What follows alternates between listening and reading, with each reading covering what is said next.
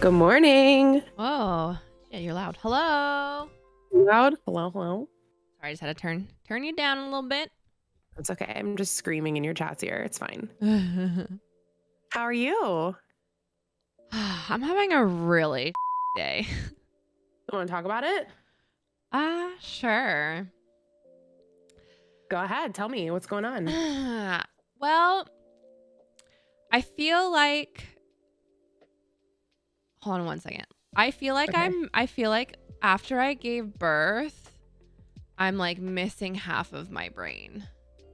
Oh, okay. No, I have a comment on that, but keep going. Why? Why specifically? Like I feel like my brain, like half of my brain left with my placenta. That is how I feel right now. Hold on, I'm sending you a Scotch Stream invite.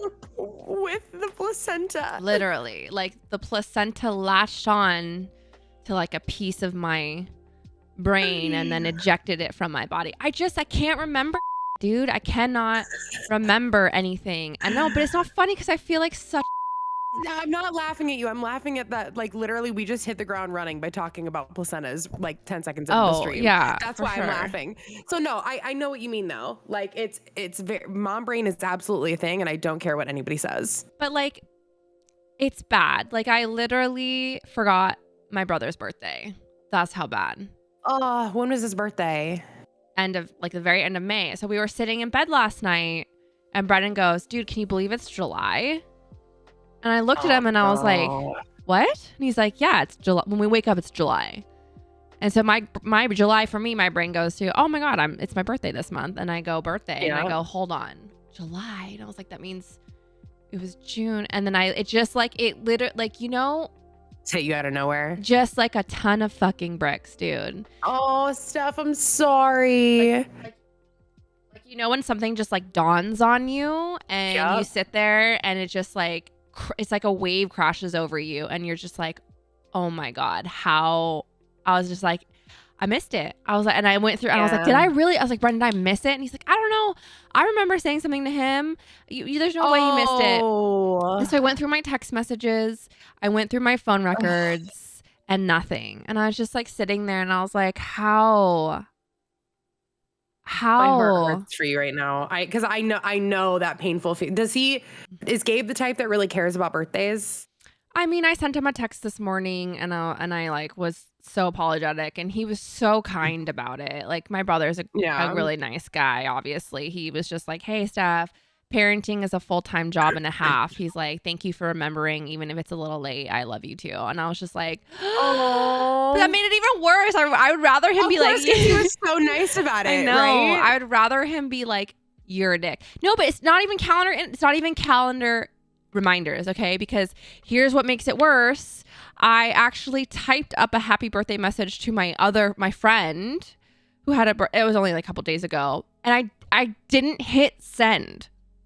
Oh, like I didn't hit send. I like literally typed it up, blah blah blah, and then whatever happens, you know, your baby starts crying, so you pull up the baby monitor on your phone or something, and you just like it's like pieces of my mind just like evaporate.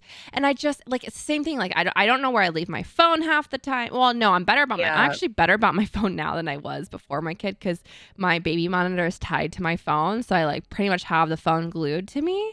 But there's other stuff. There's just stuff I like I just forget.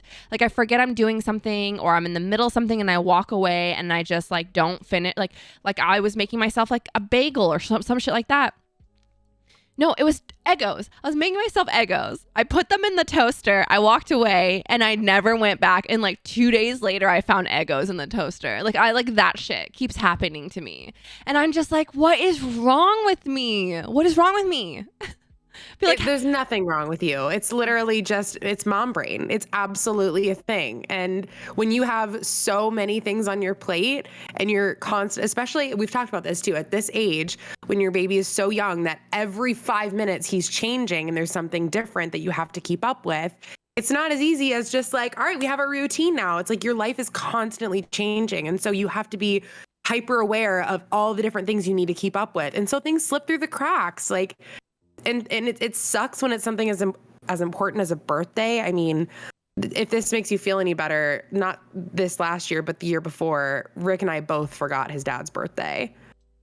And it was bad. And you think that, oh, it's even worse that he was so nice about it? No. Like, Ricardo was really hurt that we forgot, and it made it so much worse that he was upset.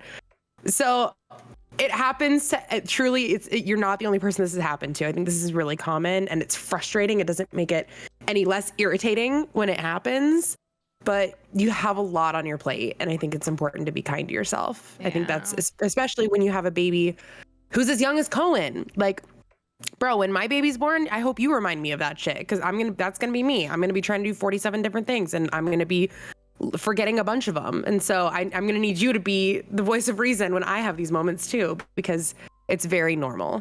I know, it doesn't make me feel any better. Like, I literally, I woke up this morning and I was like, I'm gonna have I like woke up and I was like, well, I slept in a little bit. I was well rested. I started pumping, and I was just like, and then like I realized I needed to send like the text today, you know, and I was just like sitting there and I was just like, it just like put like a pit in the bottom, and I feel so bad. You know, we follow a lot of Instagram accounts that are parent centric now and stuff like that, and so it's not like I feel alone in this. I know that it's like common and it happens to a lot of women, and I read a lot of, you know, inspirational stuff where moms are like, hey, give yourself a break. Like, this shit happens. You're taking care of another human. You're quite literally like sustaining them with your body. And that's all really, really hard. But then again, I just feel like I feel like I'm kicking ass. I'm doing so good at being a mom and a parent, but I'm like dropping the ball at being a friend. Like Erin, Aurelian came into town. She was in Portland for a little bit. And I feel really shitty because we weren't able to make it out to her wedding, right? And then, you know, she's in town. I really want to see her. And it's just like they're going for like an 8-mile hike to a waterfall. And I can't bring Cohen to that. And I just was not able to see her while she was here. And I just feel like I'm not being as good of a friend as I should be in the big picture of my life right now. And it's just hard. It's just hard. And shit gets away from you, right? Because my baby right now he's awake for a 2 to 3 hour wake window. And when you're trying to entertain your baby, you blink and that goes like out the window, right? And then he goes down for an hour nap, and you're trying to squeeze everything in your life that's not your baby into these 1 hour windows. And then he goes to bed and you're trying to do the same. And it's just like, right now I'm just getting the essentials done, and anything that doesn't fit in that essential bucket just kind of gets put on the back burner. I just feel like shit about it. I just feel really shitty about it. Does it make any difference to you to know that the people in your life understand? I think large scale, like, I know you understand, and I know like my best friends, especially new parents, get it. A mom, she gets it too. I guarantee you, she understands. There's no way in a million years that she would be disappointed that you didn't bring your newborn baby on an 8-mile hike. No, I don't think it's that. But the difference is like, you're my family. Like, other friendships, you have to work a little bit harder when they're not like a daily thing, you know. Like, I really don't get to see her very often, and now that like, you know, cons are a thing and we have a kid, the only times I really got to see her was at shows. And now that we don't really have those in our lives anymore, it's like you have to put in the effort for those types. But even like, okay, another sidebar is like, so Sam and Justin also have a new baby, and we've been playing like tag recently, where, you know, she's like, hey, let's FaceTime. And I'm like, yes. And then something happened and came up and we had to reschedule. And then I texted her and she didn't text me back for like 4 days. And she's like, oh my God, I'm so sorry, I forgot. And then I did the same thing to her. And it's just like, I don't know. It's a lot. It's a lot. And like, I don't want to lose friendships over this. And I read a lot of things where it's like, hey, you know, like, you're not alone. Like, a lot of new parents, like, unless you have friends who also have kids, it is actually really hard to maintain friendships with people that are in different parts of their lives, because they're off doing things and maintaining friendships, you know, with dinners and you know, shows and like drinks and stuff like that. And you can't do that when you're a brand new mom, because you got a fucking baby. So a really good point, actually. It's thinking just about really how hard. It's hard. Well, and it's tough too, because I think that there's I have kind of like my take on this is twofold, right? I feel like if people want to be in your life, they'll make the effort to do it. And so for us, you know, when we have something that is as life altering as children be a part of our lives, the expectation would be, okay, my friends who don't have kids see what I'm going through and understand that this isn't something that I'm just choosing to ignore them over. Like, this is a life altering situation that is my life now, right? I think it's at the same time, you don't really get it unless you've gone through it. Exactly. That's literally what I was going to say. Like, difference. I think you can, as like a person outside of of parenthood, you can like conceptualize it to a degree, but you will never truly understand how like just all consuming parenthood is until you become a parent, and your literal every waking moment of your life revolves around your kid moving forward, you know. Even me time is scheduled me time where my kid is, you know, being parented by the other parent or, you know, grandparent or whatever it is. Like, you don't just get off the cuff shit anymore. You don't just wake up and go, hey, I feel like going to the mall for 3 hours. Like, it just doesn't work that way anymore, you know? I know. And it's funny because it's funny that we're talking about this because I just saw a TikTok the other day. It was like there's this viral trend right now that's like, what's a hot take you have that if you said it out loud, you would like be totally shit on for it. No, and I'm excited. This girl is like, honestly, I have no interest in hanging out with my friends who have kids.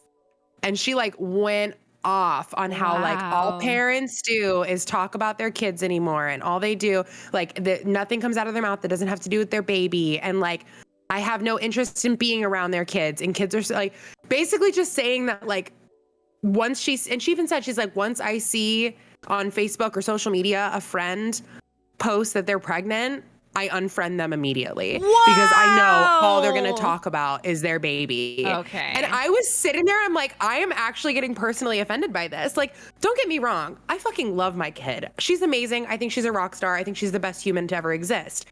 But is she all I talk about? I don't know. You tell me. Like, is Hazel all I talk about, chat? I don't personally think so. But it really like shifted my perspective because I looked through the comments, Steph. I'm not kidding. People hella related. Just hundreds of people who were like, I have no interest in being friends with people who have kids. I totally agree with you that it's just, they're completely different people. They just change into somebody who they weren't before they had kids. Like, it was crazy. Yeah. But how old was this person that posted the TikTok? Our age. Jesus. I mean, here's the thing. Okay. One, I can understand that perspective to a degree, right? To a degree.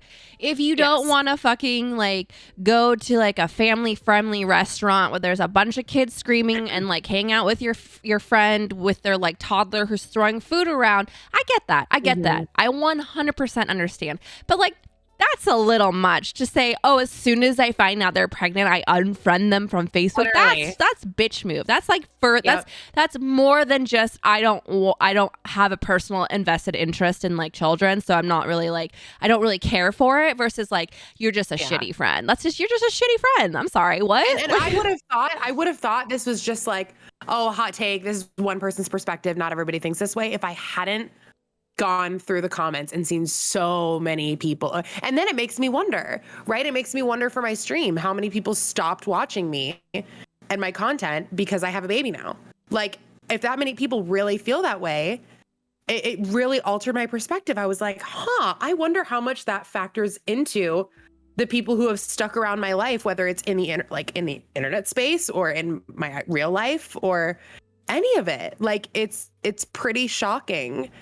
But I think I've lost a lot. And I know I have. It's very obvious, because for a minute it was like this. This is how it went down, right? When we first announced we were pregnant, it was like an explosion of interaction. People were like, oh my God, wow. Some people were judgy, some people were kind, some people were this, some people were that, whatever. But it was like gossip, right? So people were invested. And then I had my baby, and it was like so it's like almost like a roller coaster, right? Announcing you're pregnant was like peak, and then it slowly, like the you know, excitement of it slowly died down, and then I had my kid and everyone was like, oh my God, you guys have a baby, wow. And it was like the same thing. Some people were rude, some people were kind, whatever. And then now that it's like everyday life, now that it's not like this big gossip situation, it's just like, okay, you have a kid every day. It's not that like exciting. It's not newsworthy anymore. I've lost so many followers talking about parenthood and parenting and stuff like that because, you know, I talked about this, like my demographic on my social media carries over from Twitch. And so it's primarily male. It's like 96% male, and 16 to 25-year-old boys don't really give a shit about some mom on the internet talking about her kids. Is this your Twitter insights, or what specific platform are you referring to? The last time I looked was Instagram. So you had 96% male on Instagram? Yeah, I mean, I can look it up now. Go look. I'm actually really curious about that. We just looked it up. It's I very don't remember skewed. you saying 96. It's a very skewed male. Mine is too. And it's taken me years. Right now, talking to Rick about that. 91% men, 9% women. Okay, so that's what mine started as before I got pregnant with Hazel. That's what mine started as. The age range is 47% age 25 to 34, 39% 18 to 24. Hang on. You said 49% 25 to 34 and 20. What percent? 47 ages 25 to 34. Okay. And 39% ages 18 to 24. So the primary. So that's so. Yeah. So our age ranges are almost identical for our demographics. Mm-hmm. So mine, when I first started, when my Instagram content was primarily Twitch related, that's what I was at. I was at 91% male, 9% female in my following. And since I started changing my content, two things happened. One, I lost a fuck ton of followers. I've been at like 33 to 35,000 followers on Instagram for years now. Okay, that was number one. Number two is that demographic has changed. So now I was at 91% men. Now I'm at 77.4% men. I was at 9% women. Now I'm at 22.6% women. So that's a huge, even though I've been stagnant, shift. It's a big shift. So even though I've been stagnant in that way, a lot of the people who've unfollowed me are those people that we were just talking about who aren't interested in the family content, aren't interested in baby content. But I've offset those with new people who have come in who are interested in baby content or in parenting and family life and that kind of stuff. So regardless, it's like, it's shitty to see people leave, but at the same time, like if they weren't going to be a part of the community regardless, if they just weren't into what I was posting, I'd rather have people who are invested in my life and my brand and being a part of my community who are actually going to like participate versus just be ghost followers, if that makes sense. Sure. And I mean, I get that to a degree, but it still hurts. Like literally, I was watching, like, so I was posting on my content and like Twitter was popping off. I was getting like 1 to 3K likes on every single tweet, image, whatever that I was posting when I was pregnant. And then it like literally almost to the T, like we hit the 30-day mark and I was bleeding followers. Every single like new mom type of post I was doing, I was losing like 500 to 600 followers on Twitter. And I was just like, what the fuck? I whatever, it's just one of those things. So yeah, and it's I think that's another thing I was thinking about is like I've seen this trend on all platforms of social media, right? Whether it's Twitter, Instagram, Twitch, whatever it is, where people are so invested in the process of having a baby and then the actual act of the baby coming into the world. And then after that, it's like, old news. It's old news. Yeah. Like I know her. So I'm 29 weeks pregnant right now. Mm-hmm. And in my head, I'm like, okay, so I've noticed lately my Instagram has been doing really well. Like people are really engaging a lot. That kind of content's been doing really well. And I'm like, it'll be nice for the next like 3 months. Yeah. And then once he's born and he's here, it's not going to be nearly as hype at all. It is really weird how into pregnant women people are. Just in general, just like in life, right? It's like women get this one moment in their lives where they're like kind of put on a pedestal in society, and it's like, you're the vessel of human existence, we love you, you're the best, we're kind to you, we're so supportive. Like strangers like take, like I remember going in the grocery store and strangers would like take my cart. I would be like after I unloaded my groceries, like almost every time someone would be like, oh, I'll walk your shopping cart into the shopping cart rack for you, like you're good, you know. And then you have the fucking baby and it's like, bitch, walk it yourself, you know what I mean? It's like you have these 9 months in life, or not even like, it's not weird, 6 you're months so in right, life though, where like you're just like and you can do no wrong. Everyone's nice to you. You can sit down and have like the pregnancy seat on the train if you're on public transit. But you know what's so disappointing is like, perfect example is like, I've been out and about where I remember this one time I was at IKEA and I was loading my Billy bookshelf into my car, and it was me and Hayes. And I didn't have any help with me. So there was no one out front for me to like hold a spot so I could pull my car up or anything like that. So I literally pushed my cart across the parking lot in Arizona summer, like trying to load up my Billy bookshelf into my car. And people just, I'm like holding Hazel, but like trying to keep her still, but like trying to manage a toddler and load this huge piece of furniture. And people just watched. Like no one said a thing. But if you were pregnant, yeah, seriously. And you know what's crazy? You know what's fucking bonkers to me? When it's not like, yes, you get tired more easily and like your body hurts and but we're not like fragile dolls when we're pregnant. Yeah. We're perfectly capable. And you know what's? It's like literally 10 times harder to like try and do that shit. Like bring your cart back from your car into the thing when you are holding an alive child in like a harness or holding their hand, or like that is 10 times harder than doing it pregnant. So like, why don't we get help when we actually need it, instead of like just because moms get shit on. Truly, that's what it comes down to, is moms. Like we like to I guess like show so much appreciation on a Mother's Day for how great our moms are, and moms are superheroes and moms do this and moms do that. But when it comes down to it, I actually shared this on my stories earlier. I'm going to read it because I was like, holy fucking shit. I feel this in my bones. Listen to this. It says, how did daddy issues become an insult to girls when it's men who failed as fathers? And somebody replied and said, the same way single mothers are dragged for being the parents that stayed. Oh, shit. Think about it. Yeah. Like, no matter what women do, they just can't get it right. It's just like, I read that and I was like, holy fuck. I feel this in my bones.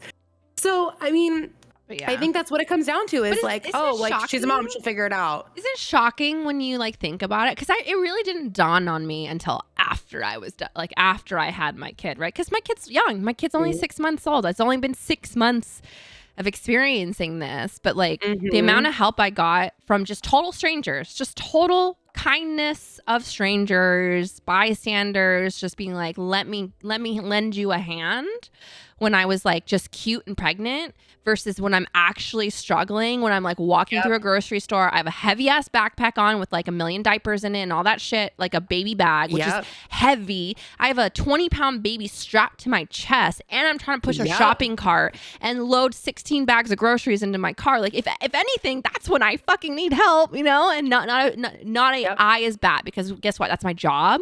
That's the expectation of me. I just need to fucking buck up and do it. You know what I mean? And that to me is bonkers. Like that's just what? Crazy. It's almost like offensive. It's almost offensive, because here's the thing, is that pregnancy in general is almost looked as a disability. Like it's the weirdest thing how you see someone who's pregnant and it's like, oh, they need help with everything, right? Because they're pregnant. In reality, like I've been on both sides of the coin now, right? My pregnancy with Hazel, I felt like a fucking superhero. I was going to spin class 5 days a week. I was exercising constantly. I had so much energy. I felt amazing. This pregnancy, I feel like fucking shit. And I hate my life, and everything hurts, and I'm peeing every 5 minutes, and my back hurts, and my pelvis hurts, and I hate it. So it's like, I've been at that point where it's like, okay, I know that pregnancy isn't always a cakewalk, but I've also been at the point where it's like, I can take care of myself. I can go for a walk. I can exercise. I can lift things. It's not something that's like inhibiting me as a person. Whereas a screaming child in my arms or just in general, carrying a baby, who, 15, 20, 25 pounds in your arm is still a lot of work. Like, bro, and especially when they're acting like psychos, instead of just being judgmental in those moments too, like, I have a toddler, right? Toddlers act out. They just do. It's part of what they're doing. Pushing boundaries is healthy. There's a very specific age where this behavior is very normal. And instead of people who like just looking and walking away and judging moms who see that, imagine the help it would be to have somebody go up and be like, hey, is there anything I can do to help you? Do you need help to your car? Can I help you carry this? Like, oh my God, that would be so fucking awesome. But it's so easy to just judge people that we see without understanding what it is that they're going through, or just expecting, I don't know. It's very, the irony is not lost in me on the entire situation, but it's as a parent to see it from both perspectives now of like being pregnant, being a mom, and seeing the way that we're treated differently by society in general, not just the people at the grocery store, but by our communities and by people in our lives, former friends who we used to be close with, who we don't have as much in common with anymore. It's kind of shitty. Like, it's actually pretty lonely at a lot of times if you think about it. It really is. Yeah. No one tells you that. I mean, it is, unless you are fortunate. And again, so it probably is rare, but if you're fortunate in life where you have women that are going through what you're going through around the same time, I think that's really where the it takes a village comes from. Because if you have friends who are also young moms who are going through the like similar things, and you have that outlet where you can just be like, hey, I need to vent. Let me call you and talk about my life right now. Or, hey, I need some advice. What do I do? I'm about to like rip my hair out and I like can't handle this. Like, I feel a lot less alone, and I feel very grateful that like you're going through this, and like I have Courtney, and I have like Sam, and I have like other friends, who have young children that are in my life, because I read their stories and I hear their, frustrations, and I go, okay, it's not just me, but like, I can't imagine truly doing it alone, because I just, oh my God, we've said it. This is like the 4th podcast in a row that we've said this, but like kudos to single parents, mom or dad. Like, you guys are literally superheroes. I do not understand how this is not a one person job. It's not a one person job. I cannot fathom trying to be a parent and make a living and cook dinner and do laundry and all of the fucking things that involve just living life, getting through every single day and doing it solo. Like, that is above and beyond to me. Like, it's truly super people, Why do you think I moved up here? Like, literally the entire conversation about the loneliness and the aspect of it, and having a crew of people that get it. Like, even just yesterday, I called Steph yesterday. I was venting about, I don't even remember what I was venting about. Oh, I was venting about my psycho family. And it was just nice to be able to be like, okay, I know if I wanted to, I could literally get in my car and drive 5 minutes and be at her house. Like, I could do that and have somebody who could listen to me vent. But, when you talk about all the other aspects of life too, I mean, there's just so much of the heavy lifting that is expected of the mom as the primary parent. And like, I'm so grateful that I have Rick, who is a great participant in our relationship and our home, and he's an amazing dad, and Hazel's obsessed with him, and we have a great life. But it doesn't change the fact that I asked him this morning, I was like, hey babe, like, we need milk. Can you run to the store? And he goes, babe, I don't even know where milk is in the store. And I looked at him and I was like, wow, so we know what my role is in here. And then he's like, oh no, I'm just kidding. It's in the back right. I know where it is. I'm like, How many times have you been grocery shopping, by the way? Like, there's just like certain aspects of our role in the home and in parenting and stuff like that. Like, I do and I had a fucking freak out. I literally had a whole ass meltdown the other night where I was like so pregnant and so hormonal, and there'd been laundry sitting on the floor for a week, and they had a bunch of shit getting delivered today for the house, and I was like, there's no space for it, and baby's gonna be here in 5 minutes, and we have family coming over for Hazel's birthday, and I just like had this moment where it all hit me at once, and I was so overwhelmed. And like, it's just the expectation that, oh, okay, well, women they'll just do it, and like, eventually it sucks because we kind of prove them right. Like, yeah, we do eventually do it. And the reason is because I don't like living in fucking chaos. Well, I don't do well living in chaos. Or you fit the stereotype where you end up nagging or bitching to your partner for them to do it, and then it's just like this whole fucking cycle. Yeah, I mean, yeah. And I'm reading this book right now that is actually really heavy, and it's based a lot in parenthood, and it's kind of similar where like the mom in the story is very she starts to realize that she's doing a lot of the heavy lifting, and you know, the dad is like the fun dad, and he just, you know, he'll make breakfast in the morning and then he'll leave a whole load of dishes for her to do later, and like have a happy Mother's Day. Like that was his Mother's Day thing for her. And she's like starts to recognize it. And I think the difference in that story and this story is like that story took place in, you know, the early to mid 1900s, where men would be just never expected to do those kind of things. And it would be like, oh, well, you expect me to do shit? Like, I'd rather go find someone else. And then they cheat and they go, you know, do their thing. And now it's like, okay, it's the expectation that everybody in the home contributes equally. It's not like, oh, you're the woman, you do the cleaning, you do the laundry, right? Right. But I think there's still that stigma that's deep rooted enough in society that the expectation still ends up being that women are the default parent or the default member of the home. And so it's just about breaking it, dude. It's like, come on, man. Like, what do we got to do to break through that? Except for just nagging. I hate sounding like the nagging wife, but at the same time, I'm going to freak the fuck out if my kitchen is like in craziness. I'm going to freak out if my bedroom is covered in laundry. Like, I can't do it all by myself, especially while I'm two people. I just fucking can't. There is a book on my bookshelf that's literally about this. I'm about to run and go grab it. Hold on. Let me grab it. Okay. We're back. Okay. I'm so curious to know what this is. I'm also sad because I know Steph is on a short schedule today and we only have like 25 more minutes, and I do want to talk about the Britney Spears stuff. But this is such a good conversation, chat. This is so good. I love talking about this. Dude, shout out to all the parents in the chat right now. You guys are fucking superheroes. The working balance for both partners. It's true. And Rick and I think have achieved that too. Like, a big part of the reason why I contribute so much around the house is because my schedule is a lot more flexible than his. Okay, for sure. I found it. It's called All the Rage. It's called Mothers, Fathers, and the Myth of Equal Partnership by Darcy Lockman. Ooh. Let me read that back to you. Why do men do so little at home? Why do women do so much? Why don't our egalitarian values match our lived experiences? In an era of seemingly unprecedented feminist activism, enlightenment, and change, data shows that one area of gender inequality stubbornly persists: the disproportionate amount of parental work that falls to women, no matter their background, class, or professional status. All the Rage investigates the cause of this pervasive inequity to answer why in households where both parents work full-time and agree that tasks should be equally shared, mothers, household management, mental labor, and child care contributions still outweigh fathers dramatically. How, in a culture that pays lip service to women's equality and lauds the benefit of father involvement, benefits that extend far beyond the well-being of the kids themselves, commit to fairness in marriage, melt away upon the arrival of a child. Darcy Lockman drills deep to find answers, exploring how the feminist promise of true domestic partnership almost never, in fact, comes to pass.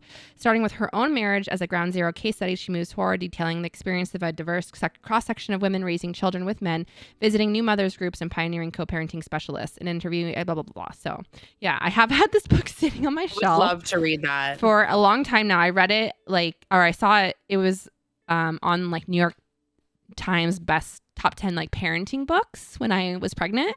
And so I was like, this is really interesting. Maybe Brett and I could read this together. And I haven't read it yet, but yeah. See, and it makes me realize, like, in the parenting aspect of things, I think Rick and I have found a really, really good flow. Like, I truly feel that he and I are equal partners in raising Hazel. Like, we each do our own part. And it took, honestly, what it took was me asking him to take over nighttime responsibilities. Because our schedule right now is we wake up in the morning, Rick will usually get up with her, and he'll hang out with her downstairs. I'll, turn on Mickey Mouse or something. And then I'll make her lunch. I'll get her dressed. And, either Rick will make her cereal, or if I'm making like an actual breakfast, I'll make breakfast. He takes her to school. She's at school all day. I pick her up from school. She's with me for 2 hours until he's off work. And then I make dinner. And so beforehand, this has always been our schedule. But before that, it was either he would do bath time and I would do bedtime, or vice versa. Mm-hmm. And I had just gotten to the point where I was like, I can't do bath time or bedtime anymore. Like, I will come in, I will kiss Hazel goodnight. I will absolutely do that.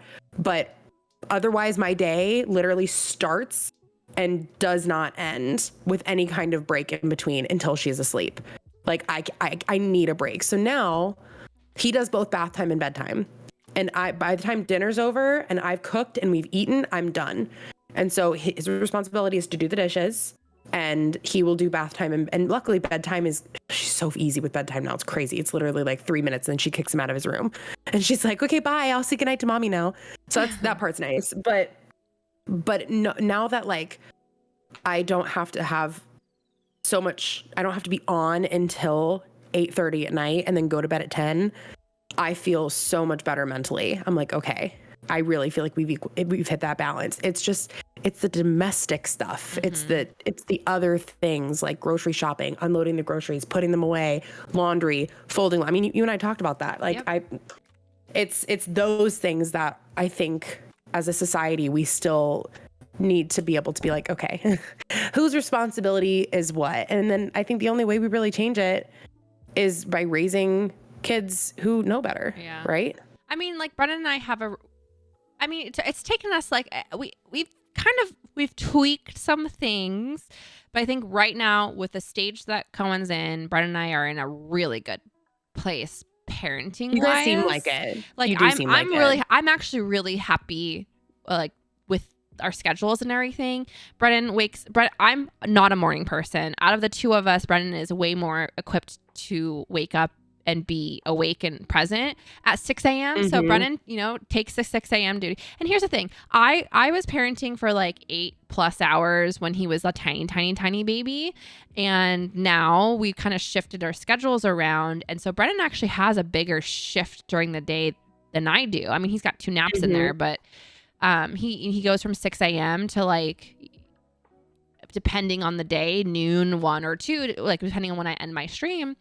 And he's fucking awesome. He's completely self-sufficient. He can do everything that needs to be done by himself during his shift. And that takes the load off of me so much that I lately have been more motivated to stream, more motivated to like get my shit together and get my life together and do stuff outside of just being a mom, because I trust him and he does such a good job with my kid that I don't feel like I need to also juggle that plate. I can put that plate down when it's my turn to do something else.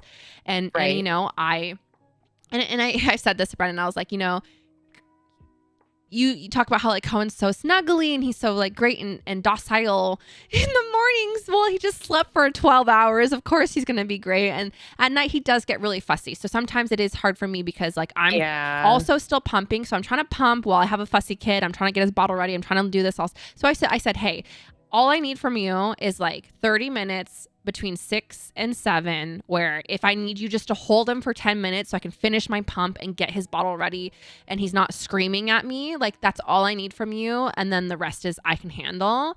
And so he said, absolutely no problem. I will always hang out with Coco whenever you need me to. And so like we've worked this thing out and it's great. It's really great right now. I'm waiting for the other shoe to drop where like things change for the 10th millionth time. But like the parenting is not the issue. It's the other stuff, right? It's the 10,000 other plates that I have. Like I constantly have a tally on how many diapers he has, how many wipes he has left, how much like is he about to grow out of his like 6-month clothes? Do I need to buy him new onesies? Do I need to, he's lost like 3 of his pacifiers. Do I need to replace them? When am I going to take away his pacifiers? Are we going to do it at 6 months? Are we going to do it a year? Like that is constantly a stream of thought inside of my brain, Yep. And talking to Brennan, like, again, he's a fucking wonderful dad. He is a wonderful, wonderful dad. And he's so present with our kid, but he just doesn't necessarily worry about those same things because he knows I have it. He knows I have it covered, right? New clothes just show up and his diapers are just, look, there's diapers here. Yes, it's a diaper always fairy. Restocked. And so I actually had to have the conversation with him and I wasn't mad at him, but I was like, hey, it's really frustrating. Like I know Hayli and I and blah, blah, blah. We've talked about this so many times. You've overheard it so many times. I know it's like somewhere in the back of your brain. But do you know how many diaper pail replacements he has? And he looks at me and he's like, no. I was like, do you know if we have extra changing table covers on the way? And he's like, no. And I was like, well, there's a reason you don't know those things, and I need you to try harder in knowing those things, because I always know. Every single day you could ask me how many diapers he has left and I could give you an exact answer, right? And I was like, but like, I need you to pay more attention to those things. And so actually Brennan, to his eternal credit, ordered with unprompted the next set of diapers. He's like, hey, I saw we're getting low. I'm going to order another set of diapers. And I was like, yay. You know? So it's a process. It's a process. It is. And you guys are, you know, it's something that you both learn together. You learn as you go. That's another big part of it too. And like the internal monologue, I just feel so validated that you just said that, because you don't really realize how like prominent that internal monologue is, of all the things that are constantly cycling through your brain until you say it out loud. Yeah. And I did that the other day when I had my full meltdown with Rick the other night. Mm-hmm. I let that internal monologue out, and I was like, I listed off everything that I was thinking about and all the things that had to be done and the things that were waiting and things that were on my list and things that were going to show up soon and things that had to get done by this deadline. And I, as I was saying it, I was like, oh my God, this is actually so much. I feel like I'm word vomiting right now. Like, how have I been keeping all of this in at once? I know. And then it kind of validated that it's like, okay, no, this isn't normal. Well, but I think that's where mom brain originates from, is you have, of course, it's like, you know, when you're single and you're dating and you're like, whatever, like there's only 5 plates spinning. It's like, how's your relationship doing? How's your job doing? How is your pet doing? How's your home doing? And whatever. And then you have a fucking baby, and it's just like you have 80 more plates added, because it's babies. It's just like, it's everything. Like, they cannot care for themselves. So you have to take care of quite literally everything. Yeah. And babies are a lot of fucking work. So it's just like, you don't have enough room inside of there to remember birthdays and to remember to return text messages and whatever. And so a lot of the times, you know, shit falls through the cracks, and it doesn't mean you're a bad person. I get that. I understand. But when you realize, when like it dawns on you, like that you did drop a couple balls along the way, it just makes you feel like, fuck, shit, you know? Do you think that has to do with the pressure that we're expected to do everything? Like, the pressure from society that like we have to do everything? I don't think it's just society. I think also, you know, I think it comes from you and I, like our personalities as people. Pre-mom, we were the go-getters. Like, right. We, you know, are very independent. We're very self-sustaining. And so we're just used to doing everything ourselves for ourselves. And now that we have someone to take care of, we just were like, okay, no problem. We'll do everything that we need to do for our child too. And sometimes it's hard to realize, hey, like it's okay to ask for help, and you shouldn't be doing it all, you know? And the thing that's hard is a lot of the times that feeling isn't born until you are in a negative headspace where you're frustrated or you're whatever. So then when you have the conversation with your partner or your family or whatever, it's already painted in a negative light, instead of like, you know, asking for help when you're in a good spot, so that it's a happy conversation, right?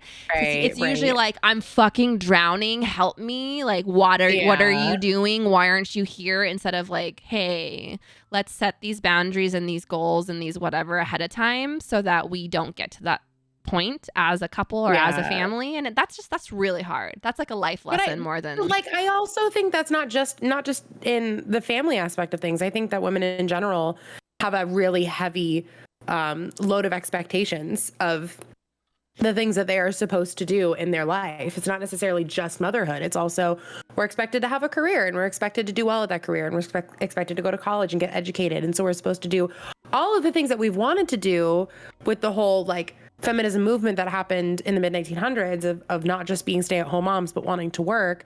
But then guess what? Biologically, we are still born as the only people who are capable of growing humans and delivering them and breastfeeding and nursing them. And so naturally, the expectation for that falls on us too. And so it's not just like, oh, okay, you can work too, but now you have to work and you have to also still be a stay-at-home mom. And it's really interesting. I bought this book at Barnes & Noble when Hazel was really little. In fact, I think it's on my bookshelf behind me. It's called Enough as She Is. And I started reading it. I never got around finishing it, but I really want to, because it dives into like this expectation that we have to do so many different things from like a student's perspective, and how young it starts, and how the pressure of school and the pressure of grades and getting into a good college and extracurriculars and doing all these, being the jack of all trades in every aspect, and how it starts so young and then it continues to grow into adulthood and in turn parenthood. And so I don't know that it's just in this particular role that we're expected to do everything. I think that this is really ingrained in us from a very early point in our lives.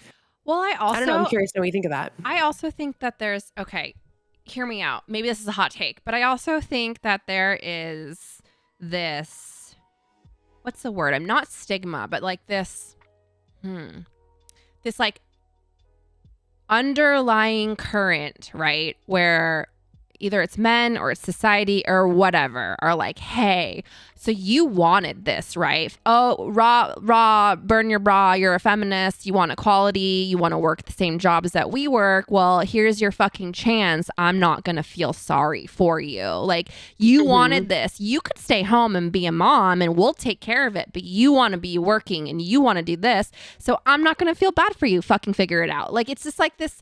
It's like this. There's no empathy, right? There's no like, a lot of the times there's not like this moment where people are like, oh my gosh, it is different for you. Like, you do deserve fair pay and you do deserve the same opportunities and you do deserve education and you do deserve this. But when it is time for you to start a family or be a mother or whatever, there's no empathy for those women. It's like, no, you need to fucking show up at your job less than 6 weeks after you give birth. That to me, mental, bonkers. Some jobs don't even offer like true maternity leave, and it's not even paid for half of the fucking population, more than half. Most jobs don't give you paid maternity leave, right? It's like, no, you can take time off without losing your job, but we're not going to pay you to fucking sit at home and be with your child. But it's at the same time, the people that are in charge, the people that are bosses, are men, most likely, who have children. And the fact that they feel no empathy knowing what their wives and the mother of their children are also going through is so crazy to me. It's crazy to me. It's crazy that we have to fight so hard for what we want. And then when we get it, it's like the rest of life never gets factored in, right? It's just like, hey, you wanted this, tough fucking rocks, deal with it. Like, don't fucking complain about it. That to me breaks my heart. Like, I don't know. I have such a hard time with that because my whole life I was incredibly self-driven and motivated, and there was not even a shred of doubt in my mind that I would get to where I was in my career or in my education or whatever. And I knew I wanted to have kids later in life. I knew I wanted to get married later in life because I had a lot of goals and a lot of dreams. But then it's like, now that I'm there and I'm realizing how hard it is to keep that going while you're being a parent, I just it's not fair that we have to sacrifice so much. And then you see other countries where women do get like literally a full year off maternity leave and it's paid. Sweden, and it's like, Norway, yeah, it's Denmark. Like, go home, take care of your children. You're raising our next generation. We appreciate you and we love you. And you're like, why isn't my country like that? You know, why doesn't my country respect what it takes to be a mom? You know what I mean? We literally are growing humans inside of us. And it's really interesting because I had this conversation with my mom literally the other day where, you know, China has like had a huge overpopulation issue. So they created the 1-kid law, right? And in Asian culture, you know, for worse, there is this huge thing where you need to carry on the family name and honor and all this stuff. So like a lot of baby girls were ending up in dumpsters or being adopted out to foreign countries. And so now they have this thing in China called, what did my dad call it? It was like the barren tree situation where you have such a huge overpopulace of men in the country who aren't able to get married or have children or in the end carry on their family name because there are not enough women to marry and to have children with. So you have, and then it's creating this huge fucked up situation where, you know, in Asian countries, they don't have like old folks homes, right? It is the responsibility of the children to take care of the parents. And now because, you know, they aren't having kids of their own because there's not enough women. There's no one to take care of the elderly. And so there's just this like huge like social economic like fuck up that's happening. And that's just, it's crazy to me, right? It's just so crazy. It's so How do you even crazy. resolve that? Yeah, I don't even know how you resolve that. I don't know. I don't know. That's going to be a big problem. Yeah, actually. But it's just, so here's a question too. Do you think that Twitch should offer paid maternity leave? I don't know. Here's the thing. Twitch has evolved so much from where it was when it first started. But when it first started, Twitch was an open source platform for anyone to use. It's not a company. They're not an employee hiring streamers, right? They're not. Mm-hmm. It's a platform that you can choose. Anyone can do it. You can choose to use it, monetize it for your own benefit, but they're not an employer. Right, so, we're sole proprietors. Exactly. So it's hard for me to think of it that they do like from I don't know. But then, okay, but the flip side is now Twitch is offering contracts to streamers. Mm-hmm. And to my knowledge, they've only offered contracts to a few female streamers. So that is a great question. I would love to talk to a lawyer and see if there is any maternity clause in these new Twitch contracts. But I would assume not, because I think it's still considered non like W-2 salary.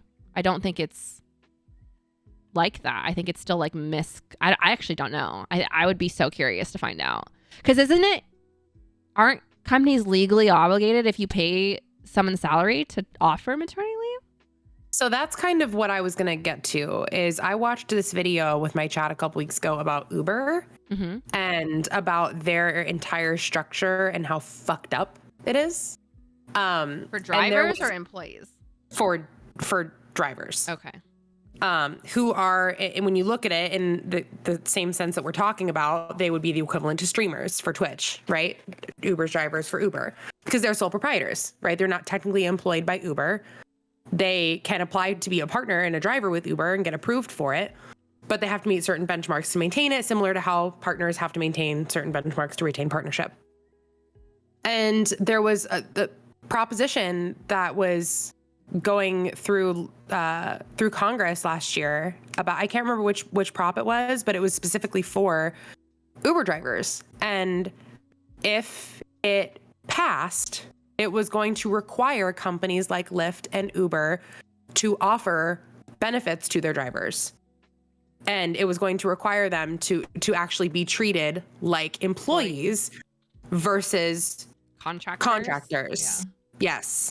And so there was so much money that went into the propaganda behind this in trying to say, oh, like it failed. So if it passes, then it'll actually be good for drivers, and it'll be like basically just all this bullshit that wasn't true to get people to vote the wrong way. Essentially, Uber lobbied super hard against it. And so, had it passed, that's what it would have done. And so have been efforts made previously to big corporations in this way to treat their partners, for lack of a better word, as if they were employees. And like, I was really bitter about this. And to be honest, I'm still kind of bitter about it. The fact that like, this is my second pregnancy, Twitch, I know they don't bring in a shit ton of money as far as Amazon's concerned, but like they are a business and I understand they have to do that. But when it comes down to it, like the fact that I don't have a choice in if I want to take a month off for maternity leave, all I can do is save up as much as I can before and cross my fingers. Like there's no way Twitch is going to reach out to me and be like, hey, we would love to offer you, X% of your sub revenue for the last year while you're off, depending on how long you take it off for. Like I would lose my mind if that were an option. And do I think it's possible down the road? Absolutely. I think that you said it yourself. Twitch has come a long way over the last couple of years, and I can see them making that decision down the line. I think it'll be long after we're done with kids. But I think they've come a long way in the opposite direction. I personally think Twitch would have been more likely to offer that when they were still like a small mom and pop fucking company that cared about that's a good point. Their partners, and each partner had a partner manager instead of one person managing 1,500 people. Like, yeah, I just don't see it now. Is it that many partners? There's a lot of partners who don't have partner managers. I know for a fact. So here's the thing.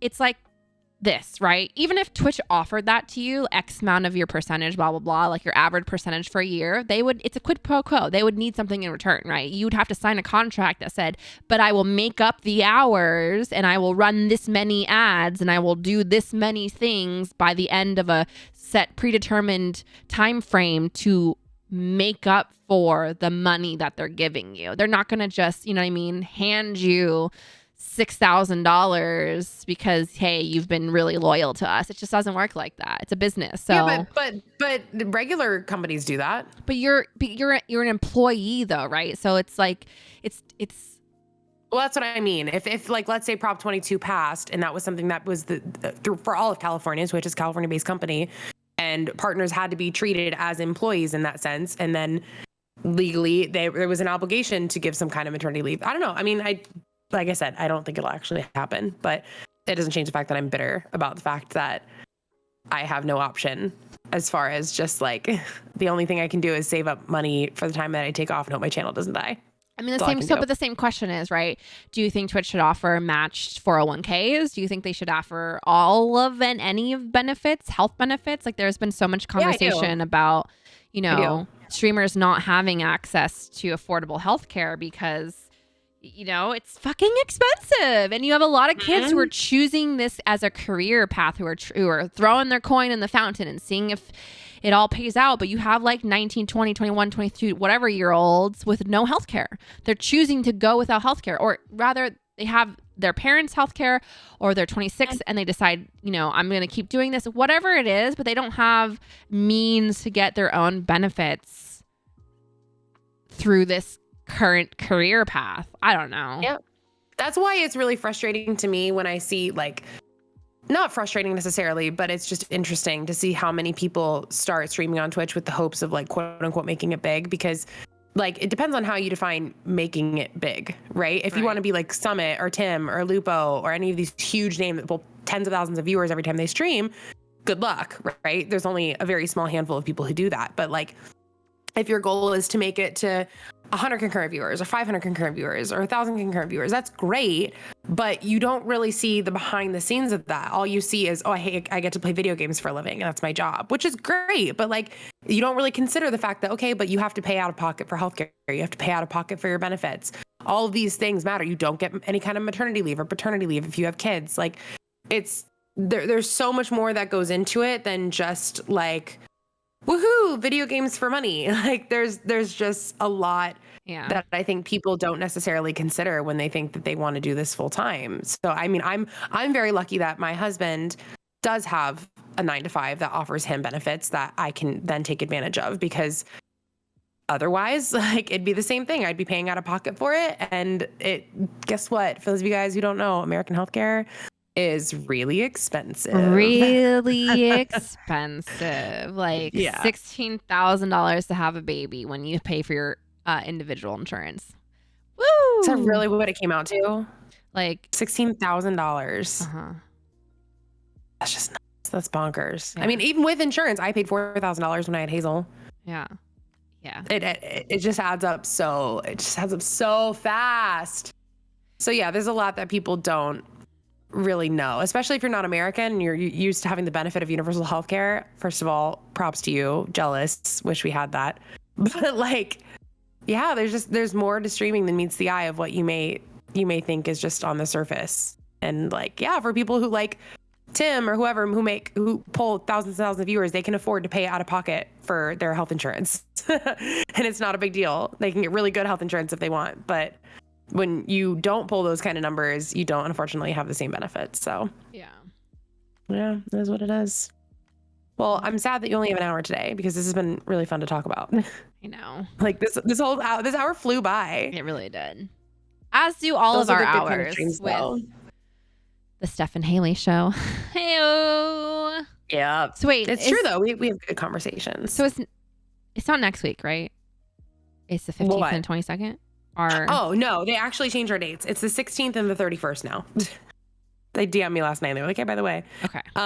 Yeah. So chat, if you guys didn't know, speaking of Twitch, they're making July talk show month on Twitch. And so they are highlighting a bunch of different podcasts and talk shows that take place on the platform under the category that we are streaming under, which is talk shows and podcasts. So, wait, I have something to show you right before we leave. Okay. Look on Discord. Where am I looking? Discord. Amazing. How relevant.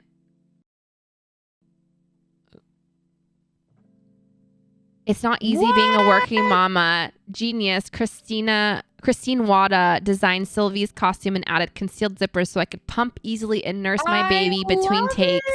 Little big things like this that made it possible for me to do my job and be a parent. I'm forever grateful. Cool. That's so cool.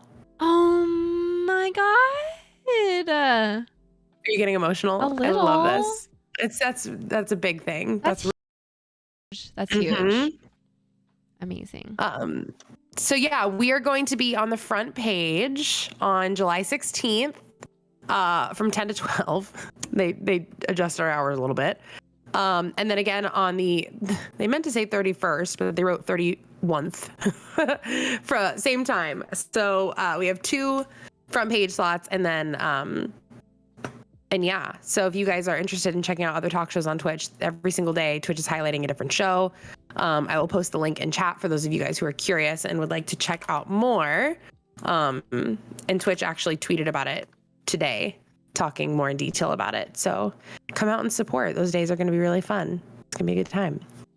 Ba-da-ba-ba, yeah. Well, thank you guys so much. You guys are always the best. I love, like, my chat was popping off in like conversation about everything that we were talking about. So thank you guys for tuning in every week. It's always a pleasure. You know, it's the best. We seriously, these days, like for those of you guys who show up for it, it makes us so happy. So thank you to those of you guys who tune in on Thursdays. Every time I read a comment that's like, I'm really enjoying this. Wow, this is so enlightening. This is so cool to hear you guys talk about stuff like that. That just makes my little heart melt. So my camera froze. I look really hot right now. I'm like, oh, I should probably try and fix it. This is a great face. I hope I just stay like this forever. Okay, there we go. Yeah, seriously, thank you guys. So next week will be our next episode. Come hang out and chill. Yeah. Yeah. Haley, we good? Yeah, we're good. Sorry. I'm gonna hang out for a little bit longer. I'm gonna hang with my chat for a little bit. Yeah. Oh, do you have to? I thought you had to go. I have to go because I double booked and I have stream plans after. Oh, I was like, wait a minute. Yeah. I was like, let's keep going. No, someone asked to play Apex and I said yes, like on Monday, and then I just apparently forget. I just, mom brain, forget that I have a fucking podcast on Thursdays. So, yeah. No problem. All right, my love. We'll have fun, and I will text you later. All right, I love you.